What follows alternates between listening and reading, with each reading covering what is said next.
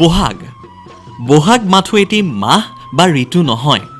সেয়ে বহাগক অসমীয়াৰ আয়ুস ৰেখাৰ লগত তুলনা কৰি গৈছে অসম আৰু অসমীয়াৰ অতি মৰমৰ শিল্পী সংগীত সূৰ্য ডক্টৰ ভূপেন হাজৰিকাই।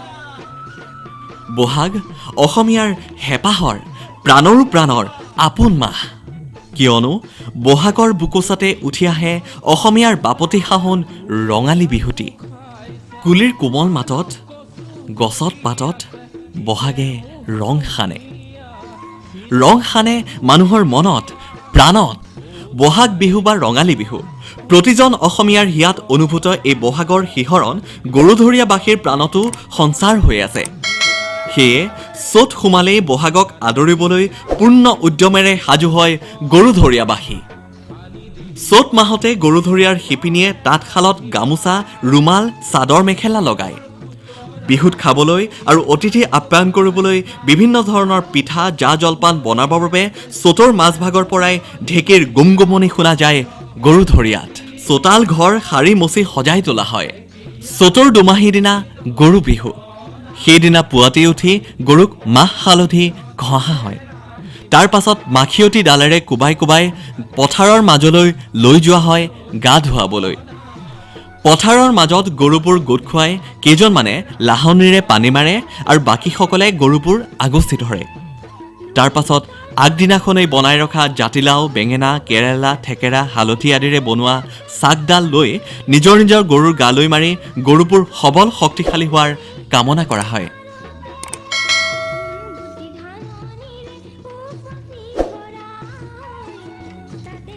গৰুৰ গালৈ লাও বেঙেনা মাৰি শেষ হোৱাৰ পাছত চাকবোৰ ইজনে সিজনে সলাই লোৱাৰ পৰম্পৰা আছে।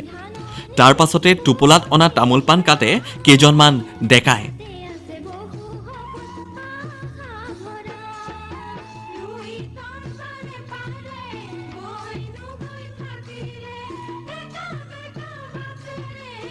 তামোল কাটি শেষ হ'লে সকলোকে একোখনকৈ তামোল দিয়া হয়।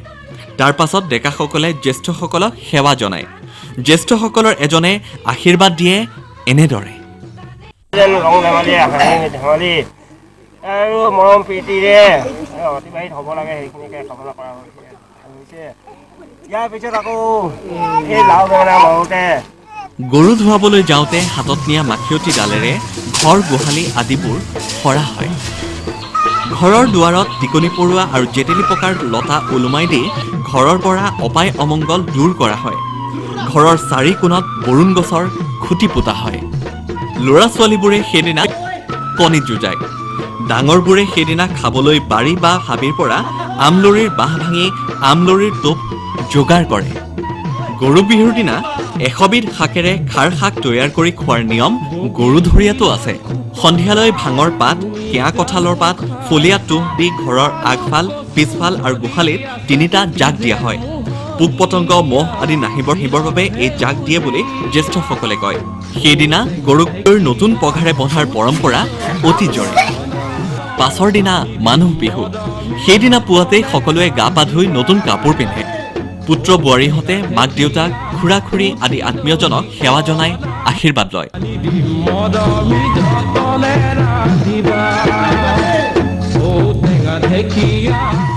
আবেলি নামঘৰত ডেকাসকলে সেৱা জনাই গাঁওখনৰ জ্যেষ্ঠ গাঁওবুঢ়াৰ ঘৰৰ চোতালত প্ৰথমে হুঁচৰি মাৰে। এনেদৰে গাঁওখনৰ জ্যেষ্ঠজনৰ পৰা কনিষ্ঠজনলৈ একাদিক্ৰমে হুঁচৰি মাৰে গাঁৱৰ যুৱকসকলে।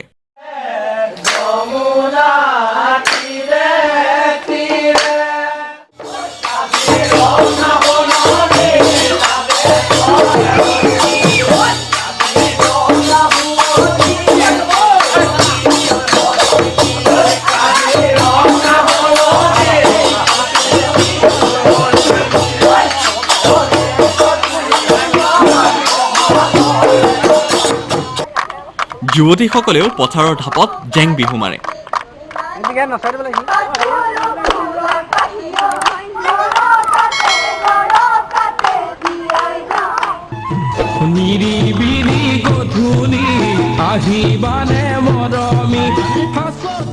গাঁওখনত তৰুণ জ্যোতি সংঘৰ উদ্যোগত বিহু সন্মিলন অনুষ্ঠিত কৰি অহা হৈছে বহুদিনৰ পৰা।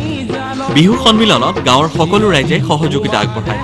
বিভিন্ন প্ৰতিযোগিতা সাংস্কৃতিক কাৰ্যসূচীৰে গৰুধৰীয়াৰ বিহু সন্মিলন বৰ্ণাঢ্য হৈ পৰে ঢোল বাদন পেঁপা বাদন বিহু নৃত্য হুঁচৰি জেং বিহুৰ লগতে নিশালৈ নামী দামী শিল্পীৰ দ্বাৰা সাংস্কৃতিক কাৰ্যসূচী ৰূপায়ণ কৰা